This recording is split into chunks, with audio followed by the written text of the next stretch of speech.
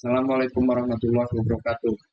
Kenalkan, nama saya Muhammad Kasih Kaditama dengan NIM 123210190 dari Prodi Teknik Sipil Angkatan 2023. Kali ini saya akan membuat video bertujuan untuk menjawab soal Python sebagai tugas mata kuliah Matematika, Rekayasa, dan Metode Numerik.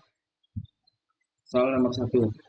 Di sini untuk nomor 1 kita disuruh menganalisis kekuatan beton akibat penambahan bahan aditif. Nah, di nomor 1 ini kita dikasih data Excel yang berisi data hasil uji tekan atau compressive strength dan kekuatan tarik belah atau split tensile dari berbagai jenis campuran beton. Dan juga di sini kita akan membuat diagram perbandingan antara kekuatan tekan atau compressive strength dan kekuatan tarik belah atau split tensile dari variasi beton campuran super plasticizer dan place. Oke, untuk tugas pertama kita harus menampilkan data yang dikasih menggunakan pustaka pandas. Nah, pustaka pandas ini berguna untuk memuat file. Nah, di sini sudah saya impor pustakanya dan saya aliaskan menjadi PD biar nggak ribet penyebutannya. Nah, di sini saya mau memanggil filenya menggunakan upload files. Kenapa upload file? Kita bisa saja membuat data yang menggunakan Google Drive. Tapi kalau menggunakan Google Drive, kita harus connect ke Google Drive dan nama filenya harus benar-benar sama. Kalau tidak sama, dia akan error. Jadinya saya menggunakan file upload saja biar enak dan gampang. Pada tugas pertama, kita menggunakan modul Pandas untuk memuat dan membaca file Excel yang diunggah ke Google Colab. Pertama, file.upload digunakan untuk memunculkan dialog yang memungkinkan kita mengunggah file dari komputer lokal. Setelah file diunggah, kita mengambil nama file tersebut menggunakan list upload.case untuk menyimpan nama file sebagai string dalam file path. Kemudian file Excel dimuat ke dalam data frame df menggunakan pd.writeExcel file path. Setelah data dimuat, print df digunakan untuk menampilkan isi dari file Excel tersebut. Pada tugas kedua, kita membuat dua jenis grafik batang untuk menganalisis hubungan antara campuran beton mix dengan dua parameter penting, yaitu kekuatan tekan atau compressive strength dan kekuatan tarik belah split tensile. Untuk membuat grafik, kita menggunakan matplotlib pplot yang diimpor sebagai PLT. Grafik pertama menampilkan hubungan antara kolom mix dan kolom compressive strength dengan batang berwarna biru. Pada grafik 2, kita menampilkan hubungan antara mix dan split tensile dengan batang berwarna merah. Kedua grafik ini membantu kita memvisualisasikan seberapa kuat campuran tertentu dalam hal kekuatan tekan dan kekuatan tarik belah. Setelah itu, kita menghitung korelasi antara kedua parameter ini menggunakan compressive strength, split tensile, core. Korelasi ini membantu kita memahami apakah ada hubungan linier yang signifikan antara kekuatan tekan dan tarik belah. Pada tugas ketiga, kita menggunakan regresi linier untuk menganalisis hubungan antara kekuatan tekan atau sebagai variabel independen dan kekuatan tarik belah sebagai variabel dependen. Model regresi linier dilatih menggunakan linear regression dari modul Sklar. Variabel input X diambil dari kolom compressive strength, sementara variabel target Y diambil dari kolom split tensile. Setelah model dilatih menggunakan model .fit XY, kita melakukan prediksi nilai split tensile berdasarkan nilai compressive strength. Dengan model .predict X, hasilnya divisualisasikan dengan plot scatter untuk data asli dan garis merah yang mewakili prediksi dari model. Akhirnya, koefisien regresi yang menunjukkan seberapa besar perubahan pada split tensile setiap kali compressive strength berubah, dan intercept, yaitu titik kotak garis dengan sumbu Y. Dihitung dan ditampilkan. Koefisien dan intercept ini memberi kita gambaran mengenai bagaimana kedua parameter tersebut saling berkaitan secara sistematis. Soal nomor 2. Pada soal ini, kita memiliki fungsi utama untuk menghitung volume kendaraan rata-rata yang setara atau EMP, Equivalent Motor Car Unit, berdasarkan data lalu lintas kendaraan, baik yang dimasukkan secara manual maupun melalui file Excel. Selain juga memberikan visualisasi data melalui berbagai grafik dan menghitung kapasitas jalan berdasarkan panjang dan lebar jalan yang diberikan. Pertama-tama, kode dimulai dengan mengimpor beberapa pustaka Python yang diperlukan. Pandas digunakan untuk menangani data Excel, NumPy untuk perhitungan numerik, Matplot, lib.pyplot untuk membuat grafik, dan files dari Google Colab digunakan untuk mengunggah file dari sistem lokal ke Google Colab. Fungsi utama dimulai dengan main, yang menampilkan menu pilihan kepada pengguna untuk memasukkan data secara manual atau dari file Excel. Pengguna juga bisa memilih untuk keluar dari program dengan memilih opsi 3. Namun jika pengguna memilih opsi pertama, fungsi input manual dipanggil. Dalam fungsi ini, pengguna diminta memasukkan waktu awal dan waktu akhir survei, serta data jumlah kendaraan yang lewat dalam interval 15 menit. Pengguna harus memasukkan jumlah untuk 3 jenis kendaraan, sepeda motor, mobil, dan kendaraan besar. Untuk memastikan input valid, kode menggunakan mekanisme pengecekan yang akan terus meminta input sampai pengguna memasukkan bilangan bulat non-negatif. Selain data kendaraan, pengguna juga harus memasukkan panjang dan lebar jalan yang digunakan dalam survei. Setelah input selesai, data ini akan dikembalikan dan diproses lebih lanjut. Jika memilih opsi kedua, fungsi input Excel dijalankan. Fungsi ini pertama-tama meminta pengguna untuk mengunggah file Excel, yang kemudian dibaca menggunakan Pandas. Setelah file diunggah, kode menyaring kolom yang relevan dan menampilkan daftar kolom tersebut untuk memudahkan pengguna memilih nama kolom yang sesuai untuk sepeda motor, mobil, kendaraan besar, dan interval waktu. Nama kolom yang dimasukkan oleh pengguna kemudian digunakan untuk mengambil data dari file Excel, sama seperti pada opsi input manual. Pengguna juga diminta memasukkan panjang dan lebar jalan. Jika kolom yang dimasukkan pengguna tidak ditemukan dalam file Excel, program akan menampilkan pesan. Ini apa bisa? Selanjutnya, program menghitung EMP untuk setiap jenis kendaraan. Apa sih itu EMP? EMP atau Equivalent Motorcycle Passenger adalah istilah yang digunakan dalam analisis lalu lintas untuk mengukur volume kendaraan yang setara berdasarkan dampak masing-masing jenis kendaraan terhadap kapasitas jalan. Dalam konteks ini, EMP memberikan bobot tertentu untuk berbagai jenis kendaraan, yang memungkinkan kita untuk menghitung total volume kendaraan dalam satuan yang seragam. Untuk ini, digunakan koefisien EMP yang berbeda untuk setiap jenis kendaraan, seperti sepeda motor 0,5, mobil 1, dan kendaraan besar 1,3. Fungsi calculate EMP, menghitung EMP dengan mengalikan jumlah kendaraan dengan koefisien masing-masing. EMP total kemudian dihitung dengan menjumlahkan EMP dari 3 jenis kendaraan tersebut. Hasil perhitungan ini ditampilkan pada pengguna, termasuk jumlah total EMP untuk setiap jenis kendaraan serta total EMP keseluruhan. Setelah itu, fungsi plot EMP data digunakan untuk membuat beberapa grafik yang menampilkan hasil perhitungan EMP. Grafik pertama menampilkan kurva volume puncak per jam untuk sepeda motor, dengan garis batas yang menunjukkan kapasitas dasar jalan. Grafik 2 dan 3 menampilkan kurva yang sama tetapi untuk mobil dan kendaraan besar. Grafik terakhir menunjukkan kurva total EMP dibanding dengan kapasitas dasar jalan.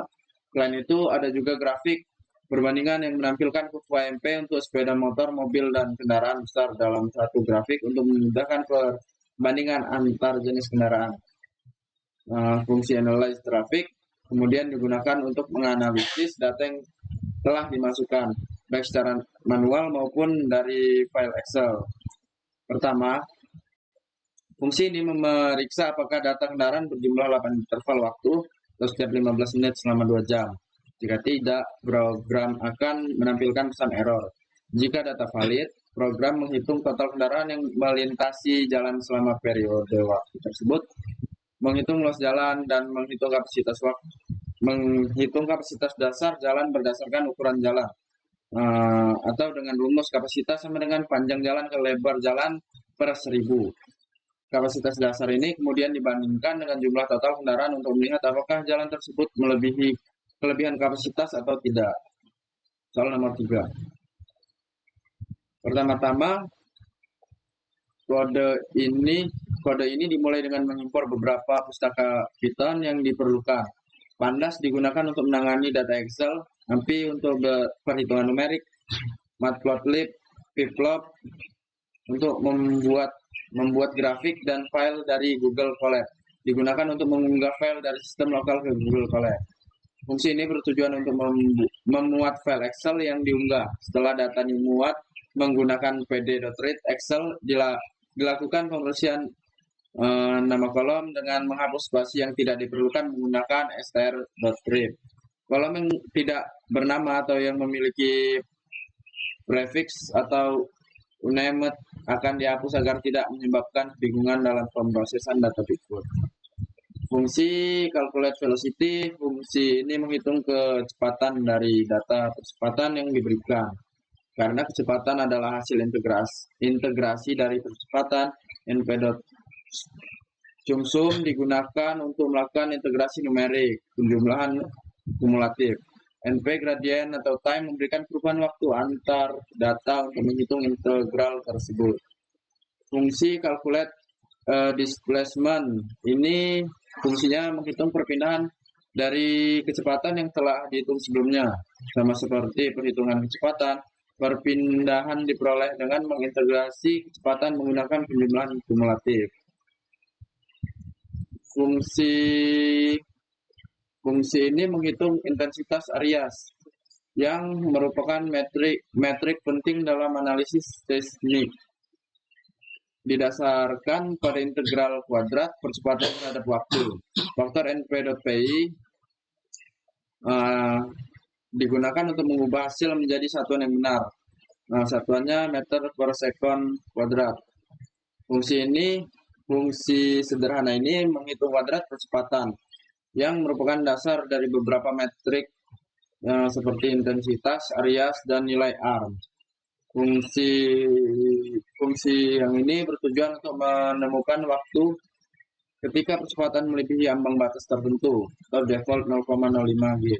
Fungsi ini akan mengembalikan waktu terjadinya accidents pertama dan terakhir atau none jika tidak ada accidents yang ditemukan. Fungsi yang ini menghitung nilai arm atau root mean square acceleration dari kuadrat percepatan yang sudah dihitung sebelumnya. Nilai arms dihitung dengan mengakumulasi semua nilai percepatan kuadrat, lalu membaginya dengan durasi waktu gempa atau TD dan mengambil akar kuadratnya. Fungsi-fungsi ini digunakan untuk membuat 4 plot grafik. Yang pertama percepatan versus waktu, kedua percepatan versus waktu, tiga perpindahan versus waktu, dan yang terakhir intensitas area versus waktu. Fungsi ini juga menambah garis-garis vertikal untuk menunjukkan waktu accidents pertama dan terakhir, serta batas percepatan positif dan negatif. Ini adalah fungsi utama yang mengatur alur kerja. Fungsi ini pertama kali mengunggah file dari pengguna dan memuat data, lalu menghitung kecepatan, perpindahan, dan intensitas area dari data yang diberikan. Fungsi ini juga memanggil beberapa fungsi lain untuk menemukan nilai accidents, arm, serta menampilkan hasil dan plot. Soal nomor 4. Soal ini memiliki tujuan yaitu untuk mensimulasikan dan menganalisis data curah hujan harian selama setahun penuh. Pada bagian awal, data curah hujan dibuat secara acak menggunakan distribusi gamma yang sering digunakan dalam memodelkan data cuaca seperti curah hujan. Fungsi ini menghasilkan dataset simulasi untuk 365 hari, di mana setiap harinya memiliki curah hujan yang bervariasi dengan rata-rata sekitar 20 mm per hari. Dataset tersebut diatur dalam bentuk data frame dengan kolom tanggal dan hujan, dan tanggal diatur sebagai indeks untuk mempermudah analisis berbasis waktu. NP random sheet memastikan hasilnya konsisten setiap kali dijalankan atau reproducibility. pd.date range digunakan untuk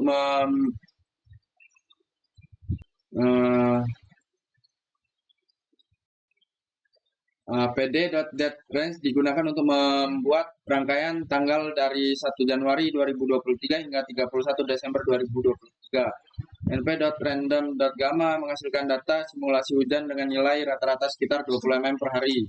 Data ini kemudian disimpan ke dalam data frame data dengan 2 kolom, tanggal dan hujan. Setelah data terbentuk, tanggal ditetapkan sebagai indeks untuk mempermudah pengelompokan berdasarkan waktu. Data di sampel. Mengelompokkan data berdasarkan bulan dan menghitung rata-rata curah hujan untuk setiap bulan. Data hujan menghitung rata-rata curah hujan tahunan dari semua data curah hujan harian. Data hujan Max menghitung nilai maksimum curah hujan harian selama 1 tahun tersebut. Data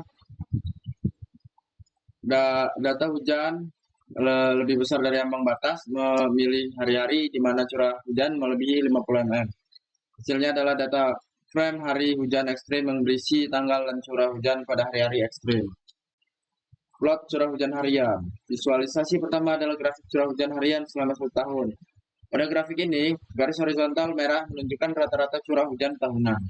Dan titik orange menandai hari-hari dengan hujan ekstrim. PLT plot menampilkan kurva hujan harian. PLT axis line menambahkan garis rata-rata tahunan. PLT scatter menambahkan titik-titik untuk hari-hari dengan hujan ekstrim. Plot curah hujan rata-rata bulanan. Grafik kedua adalah bar chart yang menampilkan curah hujan rata-rata bulanan. PLT.bar membuat diagram batang, di mana sumbu X adalah nama bulan dan sumbu Y adalah rata-rata curah hujan bulanan. Terakhir, kesimpulan